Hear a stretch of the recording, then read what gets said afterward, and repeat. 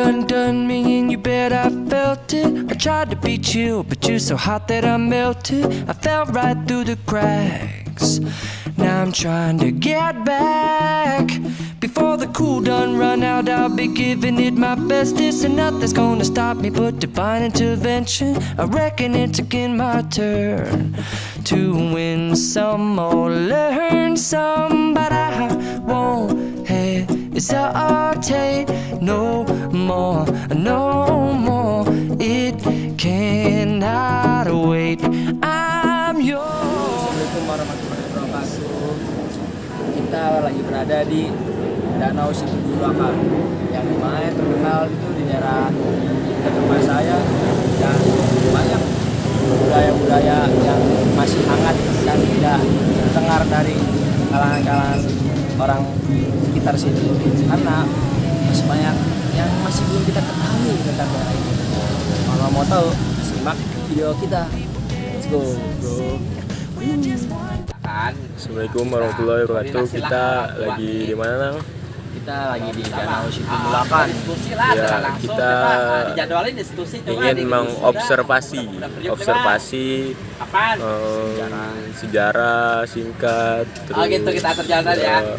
Oke. Ini wisata apa aja yang ada di sini? Oke, siap. Ini saya invite Dan aja ya. asal mula berdirinya di sini kayak gimana? Ya. Penasaran kan? Jadi begini Pak, Oke. ini teman-teman. Bersama pengurus di daerah sini. Yang Bapak siapa nama Pak? Darsono. Pak Darsono. Di sini Pak, pengurus udah berapa lama Pak?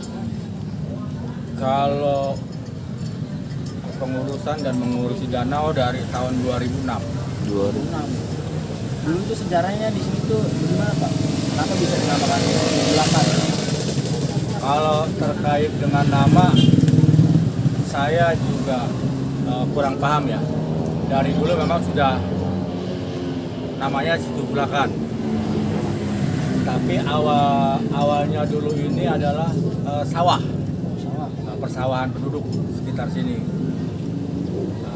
Karena di sini sudah tanah persawahan sudah dibeli pengembang, hampir sebagian besar wilayah Kecamatan Priuk, terutama Kelurahan Priuk dan Kelurahan Gebang Raya serta Gembor, tanahnya sudah dibeli oleh pengembang untuk mendirikan satu area perumahan, di mana syarat untuk mendirikan satu area perumahan tentunya kan harus ada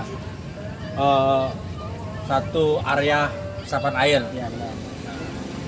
Maka persawahan yang kebetulan ada di wilayah Kelurahan Priuk ini buatlah area resapan air. Lalu oleh masyarakat setempat dinamakan Situbulakan. Itu. Dari tahun 2006 ini digali Pak? Enggak. Dulu ini setelah menjadi area resapan air yang bernama Situbulakan,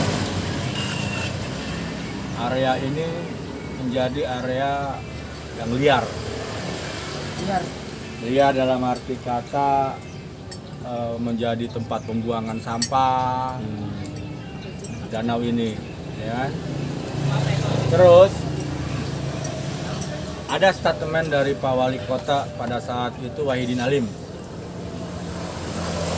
bahwa dari 13 kecamatan di wilayah Kota Tangerang, Kecamatan Priuklah wilayah yang paling kotor dan terjorok di Kota Tangerang. Kenapa? Pak Wali Kota melihat area ini dulu bagaimana sampah berserakan di mana-mana, terus danau di dua sisi penuh dengan eceng gondok, ya kan? Bahkan dulu menjadi sarang kejahatan. Setiap malam itu terjadi begal, bahkan ada salah seorang TNI yang meninggal di begal. Itu ya tahun 2006. Lalu kami dulu kebetulan saya adalah pengurus KNPI. Dipanggil lah oleh camat. Dipanggil oleh camat, diberikan tantangan. Coba itu Situbulakan dirapikan agar menjadi kawasan wisata seperti Danau Cipondo. Nah, maka pada saat itu kita kumpul teman-teman KNPI untuk mendiskusikan apa yang menjadi tantangan Pak Camat. Setelah kami diskusi, maka kami ingin mengaktualisasikan rencana-rencana Pak Camat itu. Sebelum kami memulai pelaksanaan merapikan danau, kami panggil media. Kami pasang spanduk bahwa wilayah ini akan kami jadikan kawasan wisata air seperti Danau Cipondo. Oleh karena kami hanya sebagai organisasi kepemudaan yang memang tidak mempunyai dana, hanya punya ide dan gagasan, maka ide dan gagasan itu kita coba tawarkan kepada investor yang kira-kira berani menanamkan dananya untuk merubah danau yang yang berantakan ini menjadi kawasan wisata. Ada beberapa investor yang tertarik. Cuma 1-2 investor minta perjanjian, seperti rumah makan Pondok Selera, terus nelayan. Dia minta perjanjian, ada di notaris, minta kontrak 20 tahun. Kita tidak berani karena kita berkeyakinan bahwa ini bukan tanah kita. Ini adalah tanah yang dulu masih status quo antara milik pengembang dan milik provinsi. Maka investor itu kita tolak. Lalu ada salah satu investor yang berani menggelontorkan dana tetapi tidak mempunyai keinginan, ada sebuah perjanjian. Ibarat dia ketika dia menanamkan dana di sini, ibaratnya berjudi. Mau untung, mau enggak. Akhirnya kita sepakat bikin perjanjian. 2006 bulan Agustus mulailah kita melaksanakan perhatian danau. Pertama-tama kita angkat eceng gondok, bersihin eceng gondok di 2 danau ini, dimana untuk mengangkat eceng gondok aja, membersihkan danau dari eceng gondok itu kita hampir mengeluarkan biaya sebesar 60 juta. Setelah bersih, maka kita merapikan sisi danau. Kita ratakan, kita ajak seluruh elemen kepemudaan di wilayah Kecamatan Priuk, diantaranya KNPI, Karang Taruna, Ormas, BPKB, dan lain sebagainya. Tapi perlu diingat bahwa ide dasar dan gagasan awal Danau Situbulakan itu diprakarsai oleh KNPI. Ide dasar dan gagasan awal Danau Situbulakan ingin dijadikan seperti Danau Cipondo adalah dari KNPI. Asal mulanya dari KNPI. Ya, gagasan dan idenya ya. Awal. Pak, tapi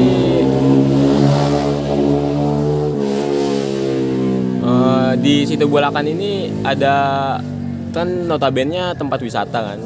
Ada wisata apa aja, Pak? Di sini kita wisata, terutama wisata air ya. Seperti sepeda air, bebekan lah. Itu satu. Kedua, permainan anak-anak. Yang sekarang masih berlangsung ya. Ya. Dulu kita ada flying fox. Gimana itu Pak? Ini dari arah sana ke sana. Dari ujung ke ujung. Dulu ya ada flying fox, terus ada yang namanya jet boat apa? Jet ski. Jet ski 2 itu dulu. Cuman karena antara biaya operasional dan tiket gratis nggak seimbang karena wisata ini kan pasarnya adalah rakyat masyarakat menengah ke bawah.